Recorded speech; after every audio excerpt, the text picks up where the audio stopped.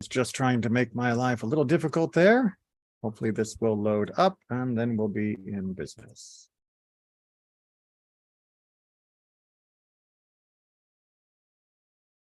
Almost there. And we're good. All right.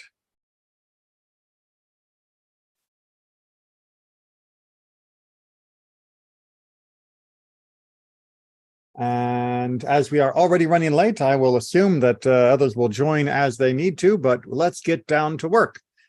We are continuing the Jacob cycle, but we are now drifting into the Joseph portion of it. This, of course, will consume us all the way through to the end of the book of Genesis itself. And a little bit of a background. Just to bring you up to speed, if you haven't seen Joseph and the Amazing Technicolor Dreamcoat, which takes some liberties of the text, or just haven't read through this recently, meaning just from last year, we have finally settled down. Everything that went on with Esau has been resolved. Kind of what went on with Dinah has been resolved. And now when things should be getting to be calm, of course, we have this problem between Joseph and the other brothers. Joseph is a bit of a, well, kind of arrogant young man, and he is certainly his father's favorite. And this is causing a great deal of tension between him and his brothers, in addition to the rumors that he brings to his father about them, and the dreams that he likes to tell. So we now are picking up right here in 37, and we're going to be looking at the getting rid of Joseph portion, but we're going to be looking at it from a very particular point of view. It is common to talk about Joseph and the brothers as though that was just one hyphenated unit, the brothers. But each of the brothers were a little different, and we hear from some of them very strongly. Judah, of course, is most famous, and we've talked about him in previous years. But today I'd like to talk a little bit more about Jacob's firstborn, Reuben, and what role he played in all of this, and a little bit of what we can learn from his character, not only from this episode, but also from another quite famous incident. So with that in mind, we're picking up in chapter 37, verse 18, where Joseph is just coming along to check on his brothers who are out doing the shepherd thing. They saw him from afar, meaning they, the brothers, saw Joseph from afar. And before he had gotten near them, they plotted cunningly against him to cause his death. They said to each man to his brother, "Here comes that master of dreams. So now, come, let us kill him and throw him into one of these pits and say, an ill-tempered beast devoured him. Then we will see what becomes of his dreams."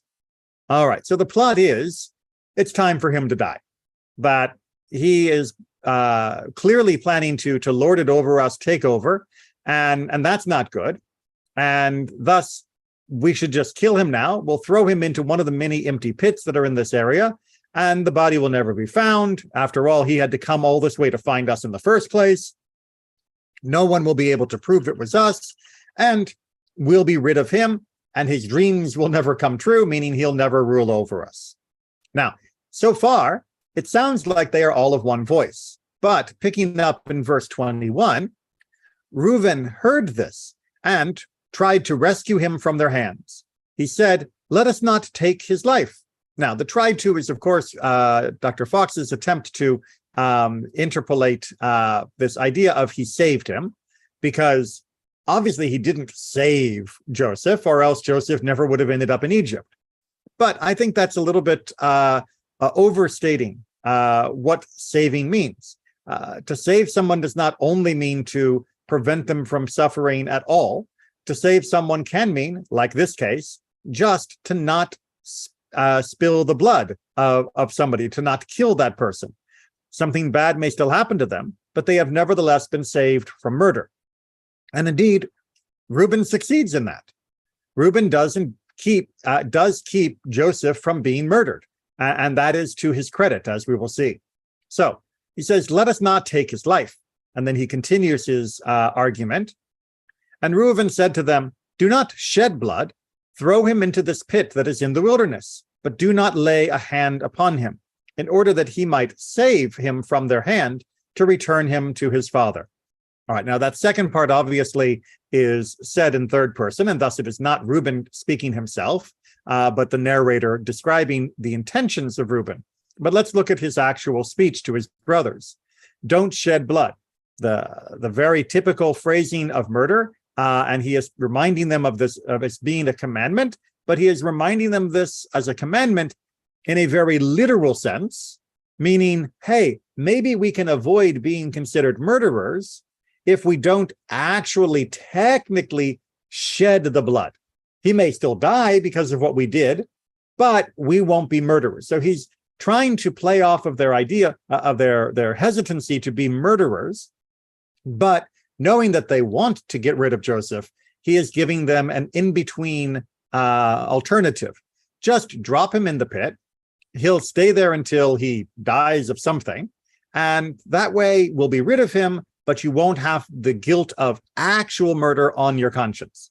Now, is that legally true? Of course not.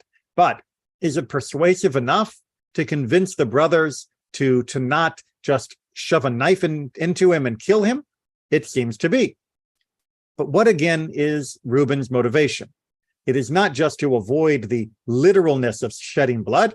It seems to be that Reuben has every intention of saving Joseph, meaning that he will come back and remove him from the pit and return him to his father. Now, we have to wonder to ourselves, what is this going to look like?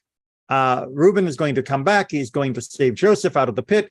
And then they're going to go back home, and Joseph's not going to tell what happened. He's not going to accuse his brothers of attempted murder. How is this going to be resolved? But we don't need to worry about what actually happens, because obviously, as we know from history, Joseph does not get pulled out of this pit and return to his father. But this is indicative of one of the characteristics that we see from Reuben in multiple parts of his stories throughout the section of Genesis, which is that he is impulsive.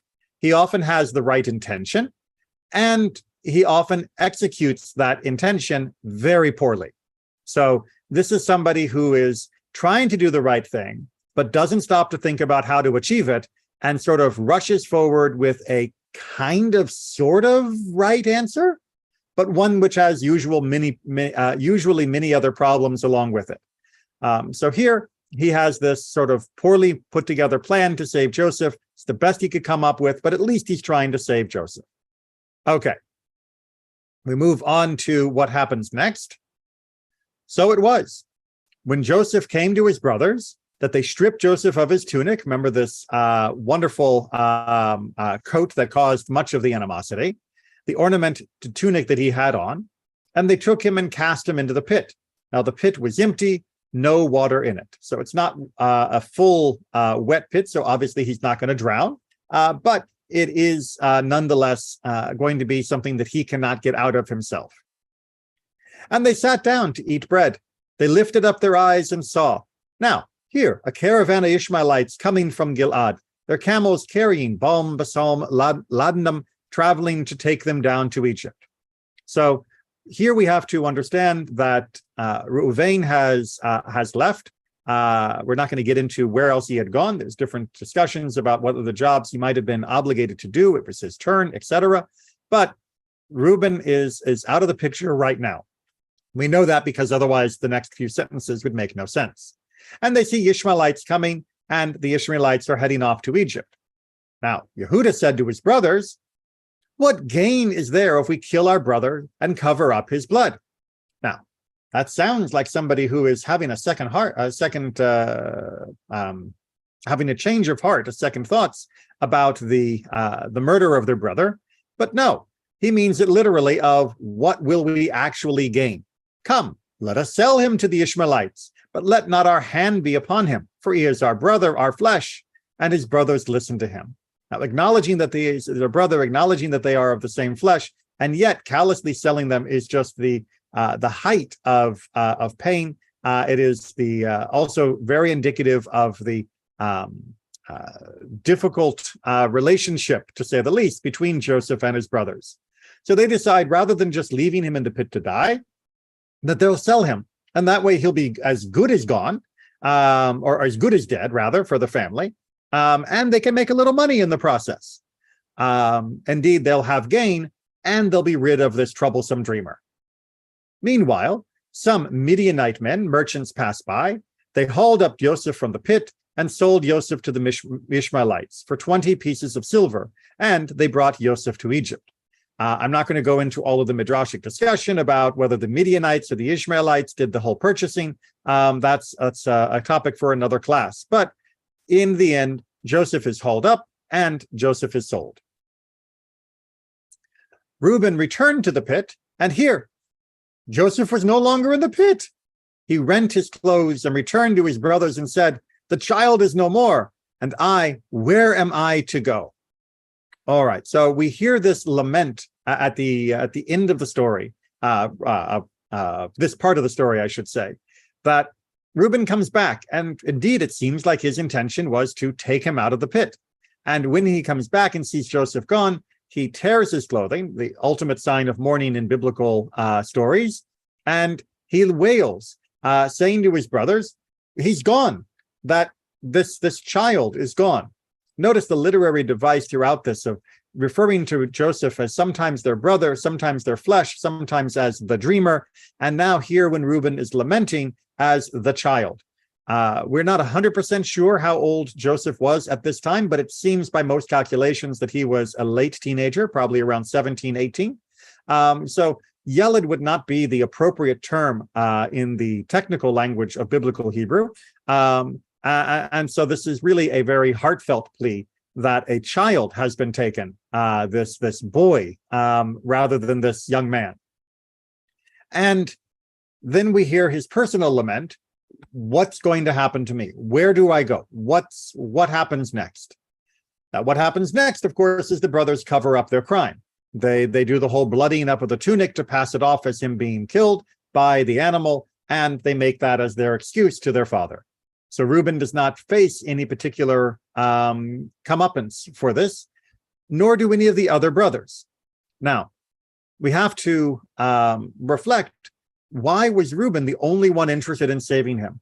Surely, as the firstborn, Joseph's claim to be rising to the leadership position would have been a upending of the natural order and a particular insult to Reuben, who would have been the presumptive leader, the firstborn being the one that was normally given the right of being in charge upon the death of a father.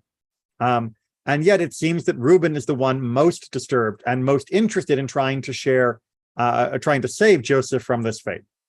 So with that in mind, we're going to turn to our commentaries. But as always, before we do so, I'd like to give you a chance if you have any questions or comments about this general portion of the episode between Joseph and his brothers and Reuben. And if you have some, then type them in the chat in YouTube, unmute yourself in Zoom, and let me know.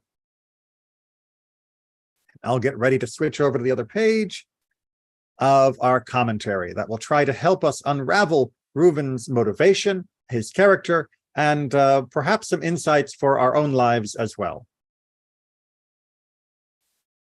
Okay, that's zoomed out far too far. Let's get that a little bit bigger. Okay, so we're going to begin with just a little bit of a discussion of his personality and motivation. So from Or HaChaim, what Reuben meant was, let us not kill him outright ourselves, but only cause his death indirectly.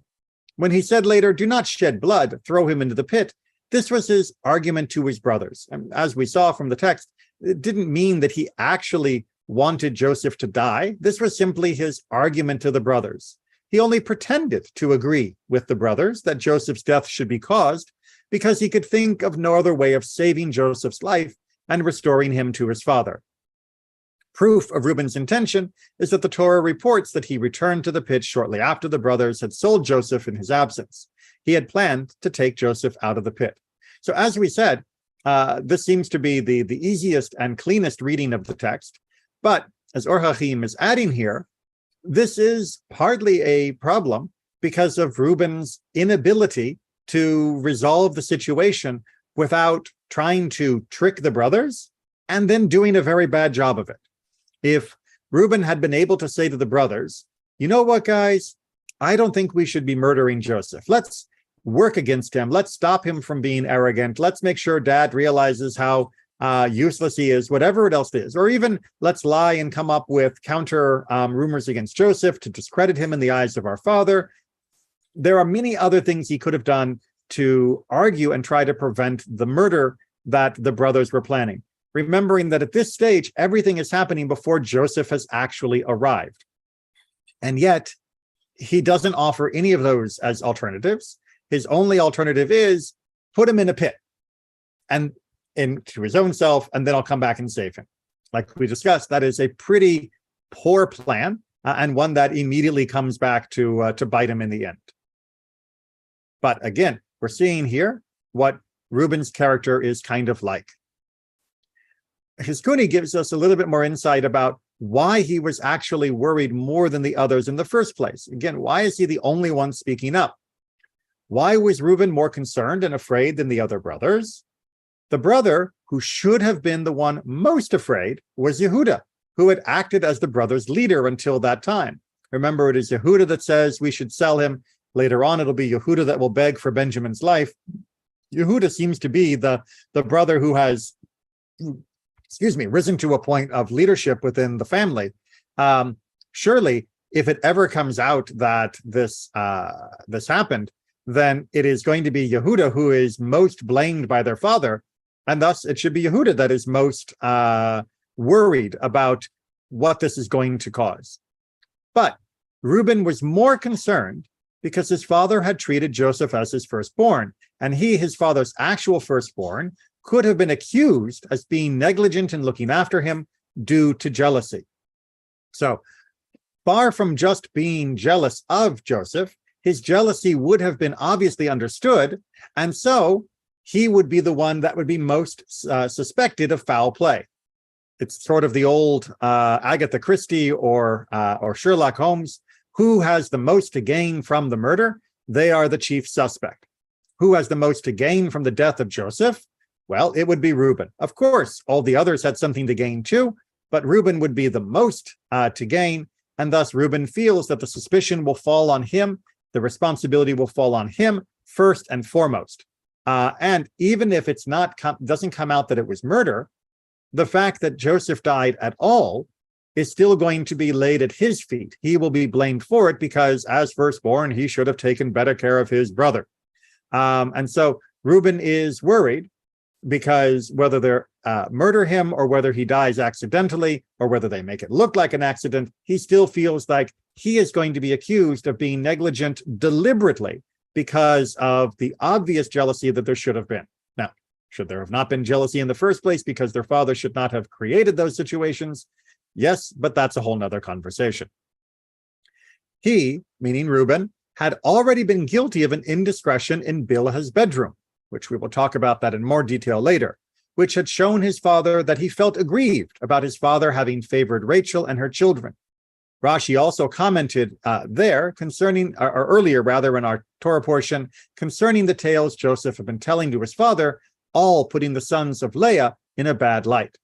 So there are two other reasons why Reuben would be the one that is going to be most in trouble if Joseph dies. One is that he has already shown that jealousy leads him to some rash behavior, the issue with Bilhah, which we'll talk about. And of course, we also know that the bad reports that Joseph was bringing were mostly aimed at the children of Leah or of the concubine from Leah. So yes, it seems like Reuben would be suspect number one, or at the very least, the person who was supposed to be most responsible, but who had chosen to be negligent for all of these reasons. And thus we get to his lament. Where can I flee? Meaning, where can I flee from my father's grief? So Rashi holds this as being not just that Reuben is worried that he's going to be blamed and he will not be able to escape, but that his father is going to grieve for the death of Joseph in a way, and he will understand that this grief will fall upon his shoulders. Indeed, Siftei Chachamim, the commentary on Rashi, reads that Rashi knows it means this, meaning that what he is lamenting of where will I go? Because otherwise, would the boy not being there cause a lack of space for Reuven, leaving him nowhere to flee? We can't literally mean where will I go, because whether Joseph is alive or dead, there are plenty of places for him to go. So clearly, there is a motivation for him to mean something other than just what's my physical destination. Thus, it means since the boy is not there, I must flee from my father's grief. And where can I flee? There is no way to escape from the grief that the father will feel. That is going to follow me forever. All right, so showing, again, this understanding within our tradition and from the text, even on a surface read, that Reuven is a man of passion, a man of empathy, a man of caring. He's just not very good at acting upon those emotions. This doesn't make him a wicked or bad person with a capital B, but it does mean that he is a fairly ineffective actor and one that often bungles trying to reach those goals that he has, even if those goals are appropriate or laudable. All right, any questions before we jump into what that whole other indiscretion was? Like I mentioned, back here in Chizkuni, they talked about the indiscretion in Bilha's bedroom. And we need to uncover that to get a bit more of an insight on his character. But I'm not seeing any questions or comments. So let's go ahead and take a look at the text itself. So back in chapter 35, we have Rachel dying. This is the end of an era, if you will, the woman that he worked so hard for, and for whom he had to work doubly hard for, and in whose rivalry there was so much strife within his house, has passed away. And now, what's going to happen next? Well, this is where we pick up in verse 22. And it was, when Israel was dwelling in that land, that Reuven went and lay with Bilhah, his father's concubine, and Israel heard. Now the sons of Yaakov were 12. All right, so before we get into the commentary, I just need to point out, especially to those of you who have studied the trope class with me recently, or anybody that's interested in the unique structure of the Torah itself as it is written and chanted, that we have a very interesting phenomenon happening here, which is to say that we are in the middle of a verse, and yet we get a hard paragraph break before the continuation of that verse. You can see that here in the long hyphen that Fox uses, and the line break, although that is not as surprising in this particular formatting. But it is extremely stark and unusual to have a full paragraph break in the middle of a verse. A verse can finish a paragraph, of course, and then the next paragraph begins with a new verse. To do it in the middle is to leave what might only be called a pregnant pause. Not that pregnancy was involved here, far from it. And that pause is the cause of much discussion and deliberation. Now, on the surface, if we read verse 22, it seems that Reuven has sex with Bilhah, and we are being reminded of the fact that Bilhah was part of the wives of their father Jacob. But that seems very problematic, both within the literal context of the text, as well as within the broader scope of Tanakh, as well as within the commentary. So we're going to need to unravel exactly what happened and why it happened to understand this verse, but also in our project today to understand Reuven a little bit more as well. So keep a page, if you can, or a tab open for 35:22, and let's go take a look at some of the commentary on what actually happened here with Reuven and Bilhah. According to some commentators, all he did was that he removed her couch from his father's tent. This occurred before Yaakov had returned to his father's tent, or his father's house. The Torah treats the deed as if Reuven had committed incest with his aunt. So the traditional and most common interpretation of this verse is that what he did was he moved the couch, that it wasn't actually Bilhah herself that he lay with, but that he moved the bed that she used. And essentially, he was dragging it out of Jacob's tent. Now, why would this be considered as though it were incest, as actually sleeping with her? Well, one commentary here from Da'at Zekenim suggests that we take a look at Job 31.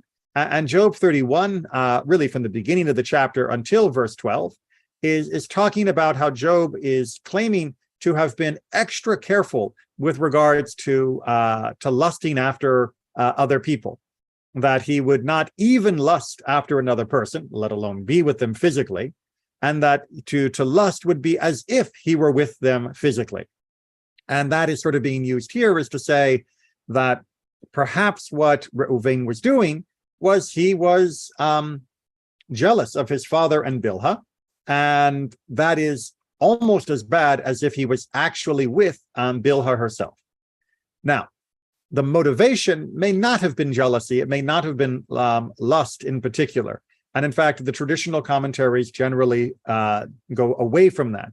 It's not that Reuven just was overcome with Bilhah's beauty, but instead he had very different motivation, as Radak gives us. His father's concubine. So these words, as we saw back in 35, should take us a little bit by surprise, because actually she was his father's wife. We know that she got married to Reuven.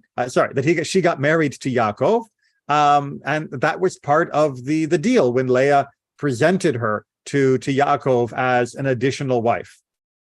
But in Reuven's view, she was no better than a concubine. Reuven did not consider her as out of bounds to him, as she had been a slave woman originally, and his father had subsequently taken her to be his concubine. The Torah states clearly states that she had to become Yaakov's proper wife in all matters legal. So she became his wife, but Reuven still considered her to be as though she were just a concubine, and that's why we have her referred to as a concubine, even though this is far after the point when she had become a wife. So we are getting vocabulary that is hinting at Reuven's motivation. As a result of this trespass, Reuven's status as Yaakov's legal firstborn was revoked on Yaakov's deathbed when he publicly announced his unfitness for the title, as we also know from Chronicles 1, chapter 5, verse 1, and his position was given to Joseph instead. So this incident with Bilhah, and we're still not 100% sure what was going on or why, is the motivation for why he no longer had the status of firstborn as first leader. But we're still a little bit unclear on exactly what was going on, of why Reuven would do what he did, concubine or wife. It still seems like his intrusion into his father's relationship with Bilhah is problematic and unresolved. We are going to get there, don't worry, at least with a couple of different interpretations, but I want to make sure that you're aware of the issue.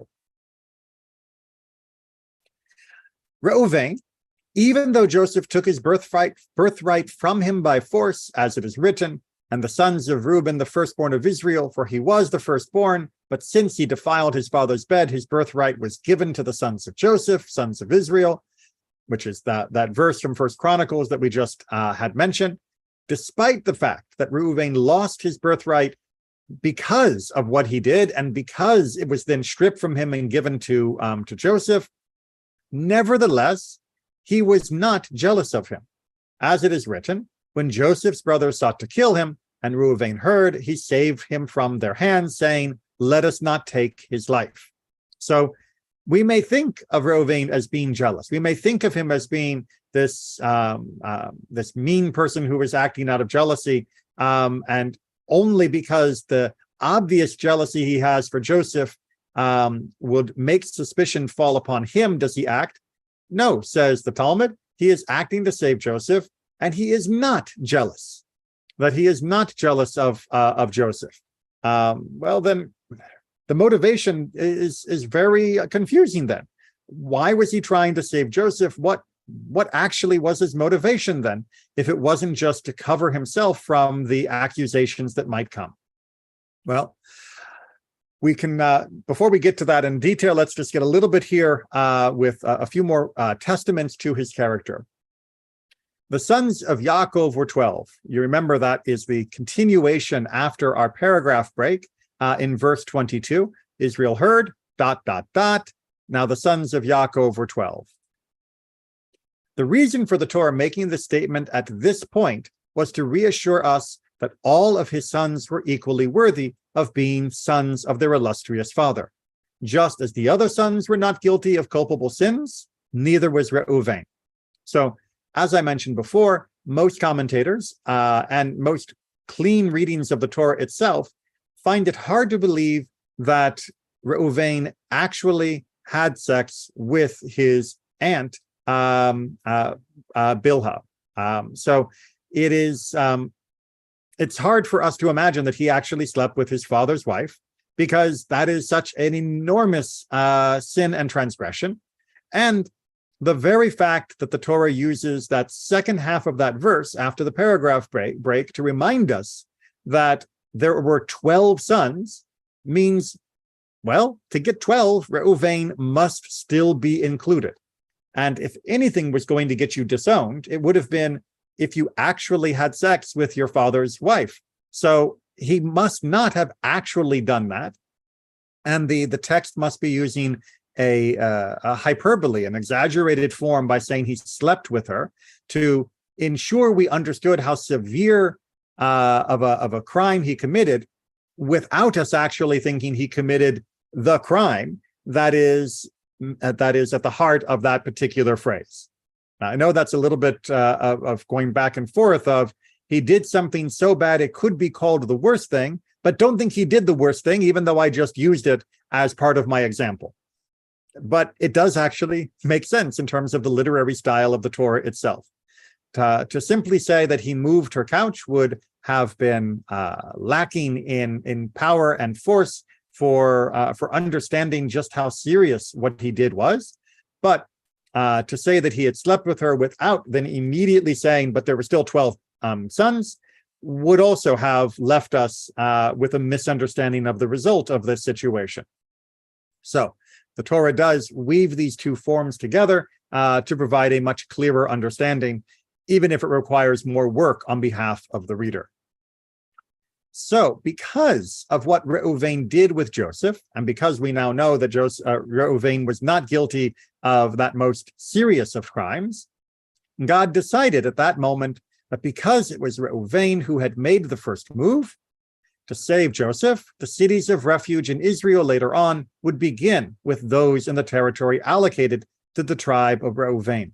That is to say, when we have the cities that are set up for a person who was accused of manslaughter or murder to run to in order that they can be safe from any possible vengeance, but still have to, of course, be face justice. When that list of which cities they would be is given, the cities within the tribe of Reuven's territory are listed first. Why? Because he is somebody who wants to save someone. He is somebody who has already tried to save someone when he tried to save his brother Joseph. So our commentaries clearly think that Reuven is a person of some quality. He has indeed some positive character traits. All right. Now, we need to try and bring all of this together to understand what in the world is going on with this whole Reuben disagreement. So what do we say? Well, we go back to one of the earliest forms of Midrash, the Sifrei, and look at how it interprets another line in Deuteronomy. We're not going to go to all of that as well, because I don't want to keep jumping you back and forth. But Deuteronomy 33:6 has the very unusual phrase, Reuven shall live and he shall not die. Now, in this summation of Moses's testament to the rest of the nation, it seems like a very unusual thing. In fact, how is this related to what precedes it? Meaning, together with the tribes of Israel, Reuben shall live and he shall not die. How does that juxtaposition help us understand? Well, we need a mashal. We need a parable.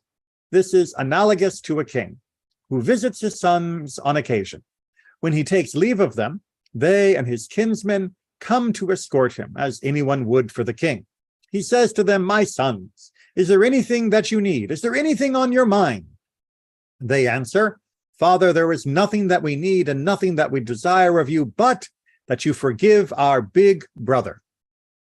Meaning, if not for the tribes, the Lord would not have forgiven Reuben.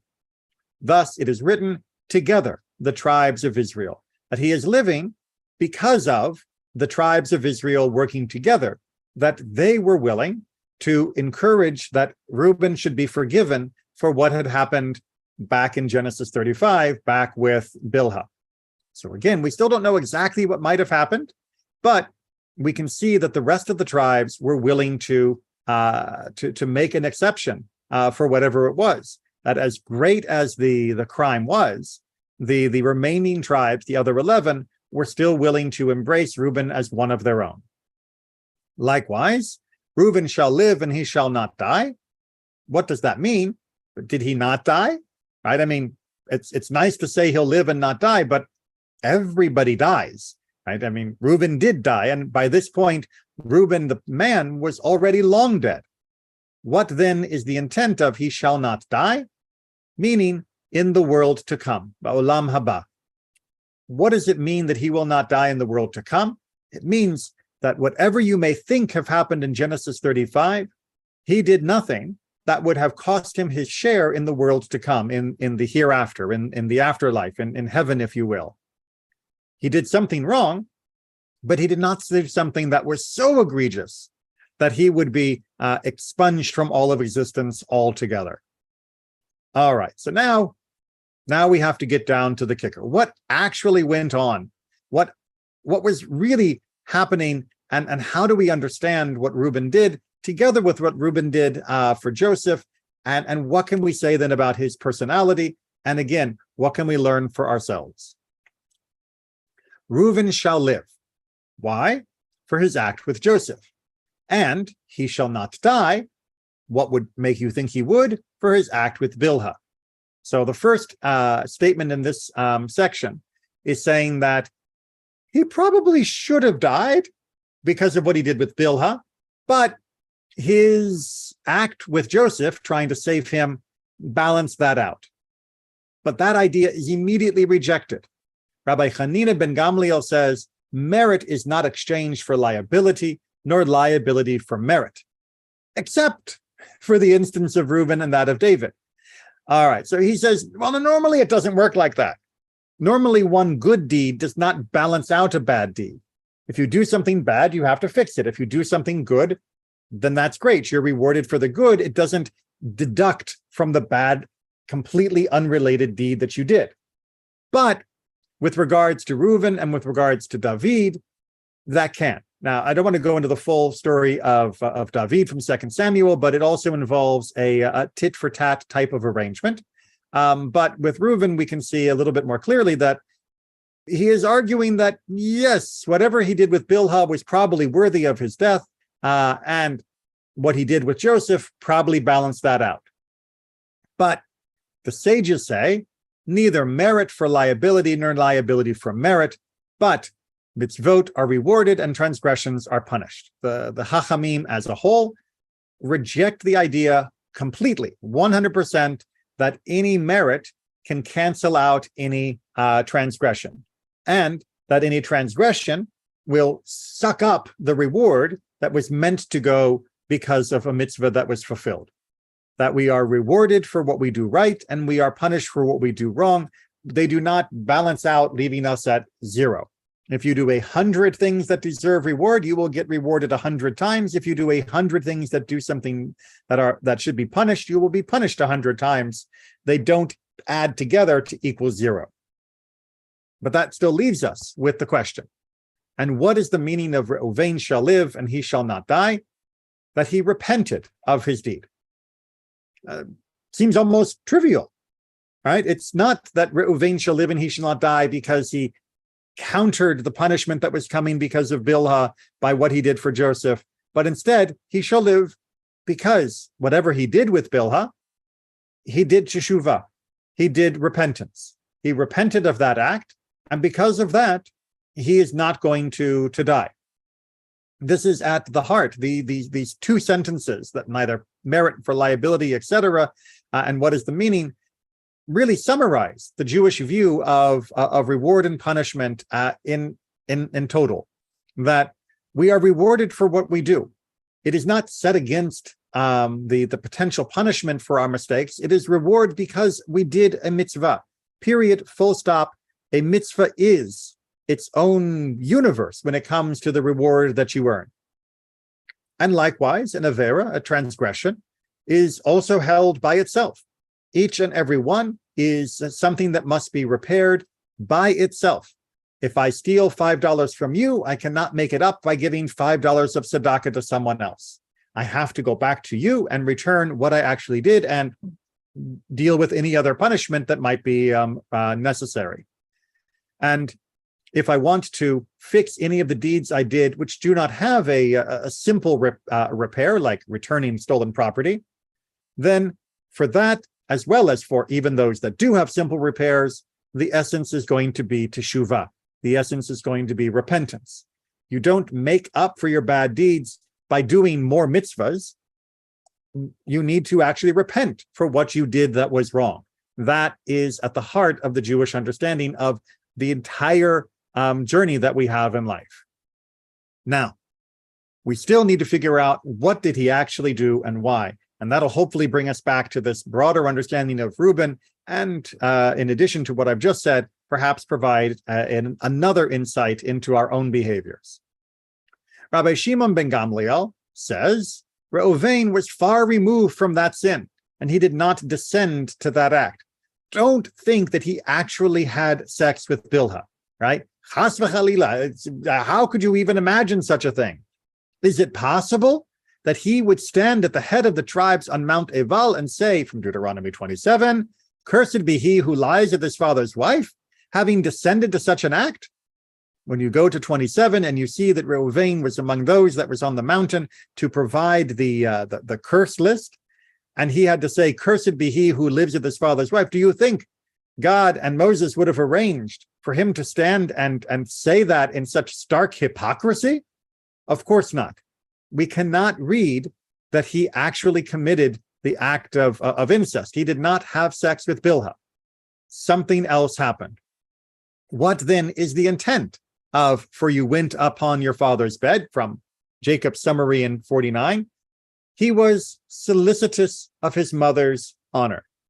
The general understanding is that he removed the bed, that he messed it up, that he essentially went into his father's tent. He took the bed of Bilhah, which had been moved into the tent after Rachel had died, and he removed it from there. He took it outside, or he brought in Leah's bed instead. That essentially what happened was Reuven looked at the death of Rachel and said, Rachel was my father's favorite wife. My mother, Leah, was always second best to her. Now that Rachel is dead, perhaps I think my mother should rise in standing. She should become the new favorite. She should move into my father's tent as being primary. And that didn't happen. Instead, Jacob embraced Bilhah, who was one of his wives, but obviously not the mother of Reuven. And Reuben was incensed. How could this concubine, who had been the second to Rachel, how can she now rise above my mother? It was one thing for my mother to play second fiddle to her sister, but to play second fiddle to the concubine of her sister, this is simply too much, too insulting. And he wanted to defend Leah. He wanted to defend her position within the family and her status. And so he dragged the bed out and disheveled it to show his disgust and his disagreement. Now, it wasn't his place to actually meddle in his father's sleeping arrangement. it was his place to care about his mother. And this is what we see from Reuben's character over and over again. He cares. He knows when things are wrong, and he wants to make them right, but he blunders when he tries to do so. He knows that it's wrong that his mother is now being put as second best yet again after the death of Rachel. But in the process of trying to fix it, he only drives a wedge between himself and his father. He knows that murdering Joseph is wrong, but in trying to fix it, he sets up the circumstances which allows Joseph to be carried off into the land of Egypt, rather than standing up to his brothers and saying, don't hurt him at all. Later on, when the argument is brewing over whether or not to go down to Egypt the second time, and the risk that will be put on the family to take Benjamin there, he also stands up and says, you can take my son, and if we don't bring Benjamin back, kill him. Which again, he understands his father's pain and worry, but the suggestion he makes is so clumsy and so painful that we can see that he's just not quite up to being the leader of the family. He acts as a viable conscience to the family. He knows what it is to be upset when things are wrong, but he doesn't seem to be able to formulate a good plan to bring them back to the right. And as such, he is indeed unstable. He is not one to be relied upon. Judah, who begins off with a much more callous attitude and a much more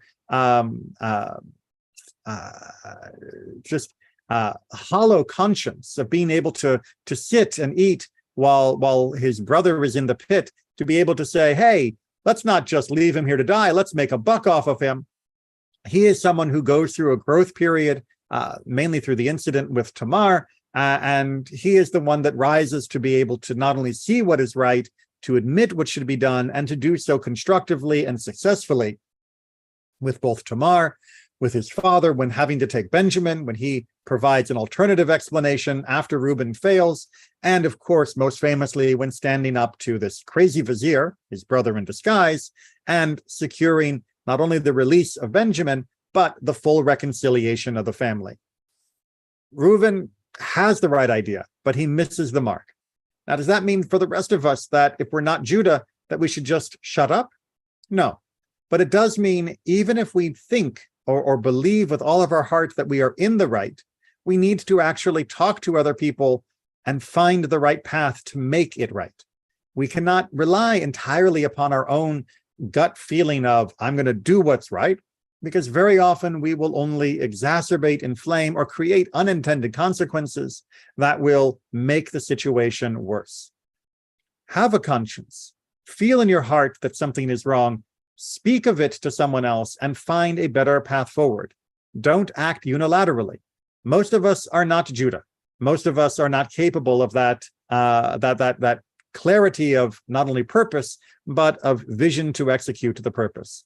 Instead, we are all much more similar to Reuben, prone to acts of passion that often would have been best handled by simple discussion with another person. Realize that there is always going to be a solution to a problem, but most of us are not capable of finding or creating that solution as ourselves individually. We are a community. We are brothers. We stand together and speak your conscience and find that solution together with the family. And that is the end of the commentary and formal lesson for today. Are there any additional questions or comments that people would like to share?